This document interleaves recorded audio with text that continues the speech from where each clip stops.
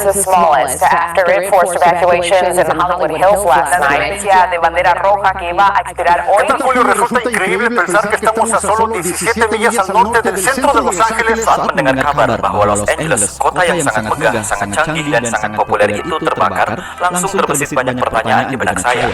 Bagaimana kronologinya? Kenapa api sangat sulit dipadamkan? Padahal kota ini canggih, hidran ada di mana-mana, kolam-kolam juga ada di rumah-rumah. Kok bisa rumah mewah yang terbuat dari beton dan besi baja hangus dan nyaris rata dengan tanah, sedangkan pohon yang terbuat dari kayu malah masih berdiri kokoh? Lalu konspirasi apa yang menyebar di tengah masyarakat tentang kejadian ini? Ini juga ada foto hoax Hollywood terbakar, padahal tulisan ini tidak terbakar di atas bukit. Mari kita simak semuanya dari awal agar kalian tidak bengong di tongkrongan. Putar dulu intronya.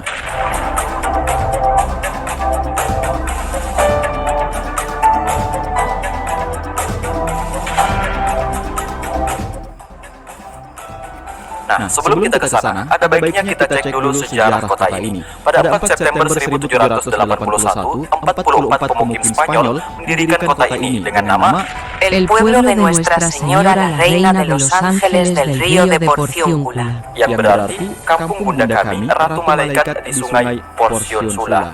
Pada abad ke-19, Los Angeles adalah kota yang relatif kecil dan terpencil. Namun semua berubah saat industri film masuk pada awal abad ke-20. Kota ini pun mulai berkembang pesat. Los Angeles sendiri terletak di pantai barat Amerika. Kota ini sangat viral karena menjadi pusat budaya, ekonomi, dan hiburan global.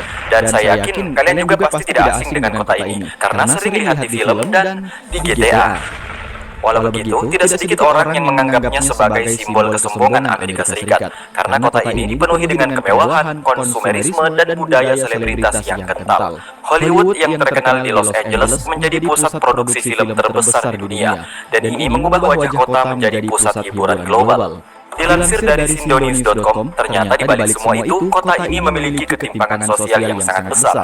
Di satu sisi ada kekayaan yang luar biasa, tapi di sisi lain, Los Angeles memiliki salah satu tingkat kemiskinan tertinggi di Amerika Serikat, dengan banyaknya orang yang hidup di jalanan. Kontras ini semakin memperkuat gambaran Los Angeles sebagai simbol ketidaksetaraan dan kesombongan.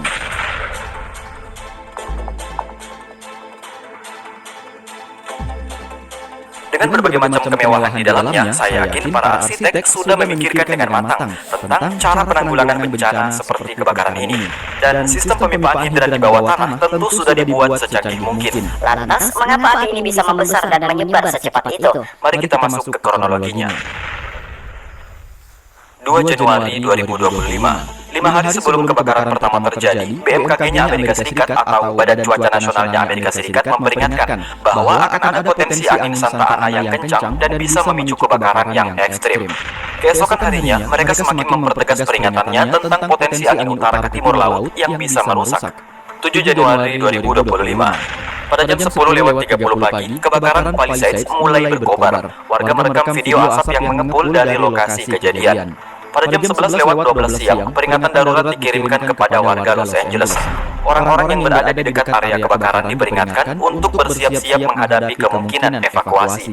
Dan perintah evakuasi pun dikeluarkan tidak lama setelah itu.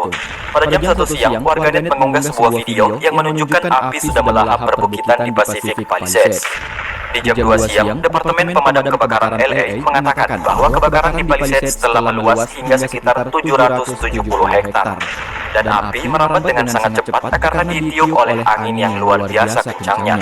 Pada jam 2:50 siang, proses evakuasi sudah mulai dijalankan. Nah, hal ini membuat kemacetan yang luar biasa karena penduduk bersamaan keluar menggunakan jalanan. Ini membuat orang-orang menjadi semakin panik. Mobil pemadam pun jadi kesulitan untuk menerobos kemacetan.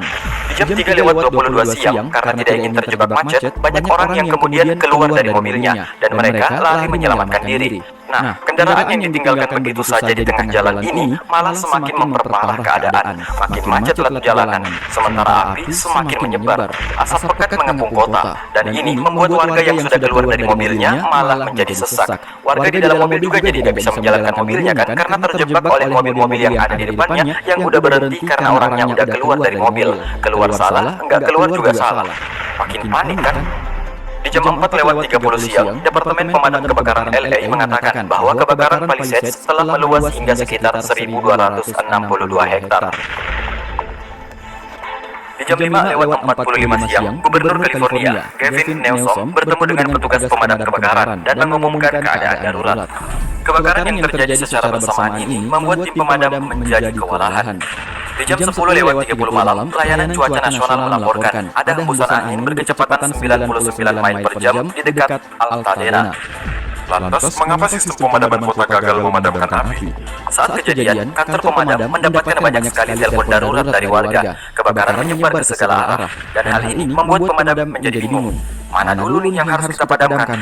Dan saat mereka menuju ke lokasi pun, mereka harus menggeser banyak mobil, sehingga durasi perjalanan menjadi semakin lama. Dan mirisnya, setelah mereka sampai di lokasi kebakaran, hidrannya malah kering. Kenapa? Hal ini bisa terjadi akibat air bersamaan dipakai di banyak titik. Dan mirisnya lagi, waduk santai es yang biasanya digunakan untuk memasok air ke kota telah ditutup sejak Februari 2024.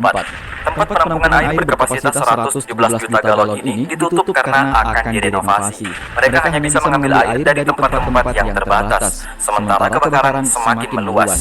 Belum lagi kebakaran ini terjadinya di perbukitan, sehingga sangat sulit untuk bisa mengirimkan air ke atas sana. Lalu, kenapa tidak menggunakan air laut, Bang? Sebenarnya nggak bisa, karena air laut itu kan mengandung garam dan bersifat korosif. Air laut bisa saja merusak pompa dan sistem pemadaman. Tetapi dalam keadaan darurat, petugas pemadam biasanya bisa menggunakan air laut. Namun penggunaannya harus dilakukan dengan sangat hati-hati dan selektif agar tidak menimbulkan dampak jangka panjang bagi lingkungan. Jadi ya, secanggih apapun peralatannya, jika tidak ada air, ya susah juga kan? Ribuan rumah mewah terbakar.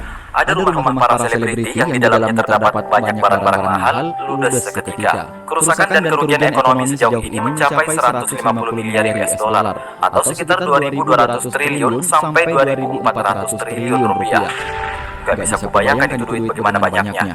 Saking kesulitannya mereka memadamkan api, ratusan narapidana dari sistem penjara California disuruh membantu memadamkan kebakaran. Banyak yang menganggap bahwa kebijakan ini sangat kontroversi. Tapi ya, ini kan kondisinya darurat, Pak. Nah, mirisnya, di tengah bencana yang luar biasa ini, ada saja orang-orang yang mengambil kesempatan di tengah kesempitan. Seorang kapten di Departemen Kepolisian Los Angeles bernama Michael Lawrence mengatakan, ada orang-orang yang menyamar sebagai petugas pemadam kebakaran. Mereka datang dan keluar masuk rumah orang sembarangan. Puluhan orang berhasil ditangkap karena ketahuan melakukan penjarahan. Emang nggak benar. Menurut saya, situasi ini benar-benar sulit ya. Rumah mewah terbakar, orangnya udah lari menyelamatkan diri. Sementara barang-barang berharga seperti emas, berlian, dan lain-lain masih ada di dalam sana. Jika tidak diamankan ya, orang lain yang mengamankan. Mereka pun ya mengambil kesempatan di tengah kesempitan. Jangan ya, jangan. Nah, tidak sedikit pula warganet yang merasa heran ketika melihat puing-puing bekas kebakaran di sana. Apakah ada petugas pemadam kebakaran di sini yang dapat menjelaskan kepada saya bagaimana rumah-rumah di Los Angeles terbakar menjadi abu, sementara pohon-pohon tetap berdiri dan memiliki dedaunan? Hal ini pula lah yang saya sendiri pertanyakan. Kok bisa ya rumah-rumah mewah yang terbuat dari beton, besi baja, kaca, dan bahan-bahan yang tidak mudah terbakar lainnya malah hancur dan hampir rata dengan tanah? Bukannya rumah-rumah mewah ini telah dilengkapi dengan sistem canggih untuk mengantisipasi kejadian seperti ini? Dan anehnya, kenapa pohon-pohon itu masih berdiri kokoh, padahal kan pohon itu adalah kayu? Dan lagi, rumah-rumah di sana itu kan jaraknya agak berjauhan. Kenapa api bisa merambat sebegitu cepat? Jadi begini, dilansir dari suara.com, kebakaran hutan menghasilkan panas yang sangat tinggi yang dapat membakar rumah meskipun api itu tidak langsung menyentuhnya. Panas ini dapat melelehkan bahan sintetis, menyalakan api di atap, dan menyebabkan bangunannya runtuh. Jika bagian bawah bangunan itu sudah rapuh, maka bobot beton yang berat di atasnya bisa jatuh, kemudian menimpa struktur-struktur yang ada di bagian bawahnya. Lantas, bagaimana dengan pohon? Pohon, terutama yang berkulit tebal, seringkali dapat menahan panas radiasi ini tanpa terbakar. Dan kita tahu, di dalam pohon yang hidup terkandung air. Jadi, itu. Cepatnya api merambat juga dipengaruhi oleh angin Santa Ana yang sangat kencang, sehingga menciptakan pola kebakaran yang tidak menentu. Hal ini dapat mengakibatkan satu area hancur total, sementara area lain di dekatnya relatif tidak tersentuh api. Jadi, ini saya rasa tidak ada hubungannya ya dengan cerita bahwa ini rumahnya si Fulan yang rese, jadinya terbakar habis. Sementara ini rumahnya si Fulana yang tidak rese, jadinya tidak tersentuh api. Tidak begitu. Walau begitu, jawaban ini masih belum memuaskan banyak orang. Mereka beranggapan bahwa kejadian ini adalah anomali.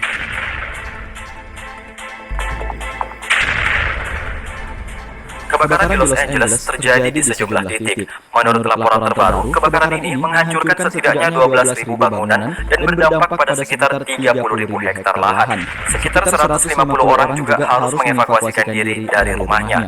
Besarnya bencana ini membuat konspirasi bermunculan. Percaya tidak percaya ya tergantung Anda. Saya cuma menyampaikan. Konspirasi Smart City ini telah ramai beredar di media sosial. Mereka mengatakan bahwa membangun kota baru akan lebih mudah jika bangunan lama telah dihancurkan. Berdasarkan dokumen PBB pada tahun 2020, Smart City merupakan kota inovatif yang menggunakan teknologi informasi dan komunikasi serta saran lain untuk meningkatkan kualitas hidup, efisiensi operasi, dan layanan perkotaan dan daya saing. Tapi menurut Metro, PBB sendiri belum menjadikan Smart City sebagai agenda pasti di tahun 2030. Dan setelah diselidiki, PolitiFact menyebutkan tidak ada bukti yang menyatakan bahwa Los Angeles atau daerah lain di Amerika Serikat harus dihancurkan untuk membangun Smart City. Nggak gitu konsepnya. Ada juga tersebar sebuah foto yang menunjukkan bahwa tulisan Hollywood di atas bukit telah terbakar. Foto ini pun langsung tersebar luas dan dikomentari macam-macam. Dan setelah digali lebih dalam, ternyata ini hanyalah foto editan alias tidak benar, alias hoax. Los Angeles memang sedang mengalami kebakaran hebat, tapi tulisan Hollywood ini tidak terbakar. Di tengah hebatnya kebakaran ini, ada juga yang mengatakan ini adalah azab. Ini bisa jadi adalah teguran bagi mereka. Saya sendiri tidak bisa mengait-ngaitkan hal ini dengan hal itu ya. Setiap orang punya pandangannya masing-masing. Lantas, siapa saya yang bisa menjudge bahwa ini adalah azab, ini adalah ujian, ini adalah cobaan? Saya tidak bisa. Saya tidak mendukung pihak ini dan pihak itu ya. Setiap orang bisa saja terkena musibah, baik dia kaya, miskin, orang hebat, ataupun orang tidak hebat, semuanya memungkinkan. Maka dari itu ya, kita tidak bisa sombong karena semua hal bisa terjadi pada kita. Kita minta perlindungan kepada Yang Maha Kuasa, berdoa, dan tetap berusaha.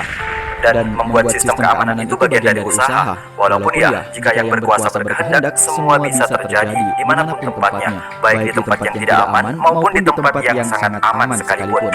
Jadi ya, semoga dari kejadian ini ada pelajaran yang bisa kita petik dan kita turut prihatin.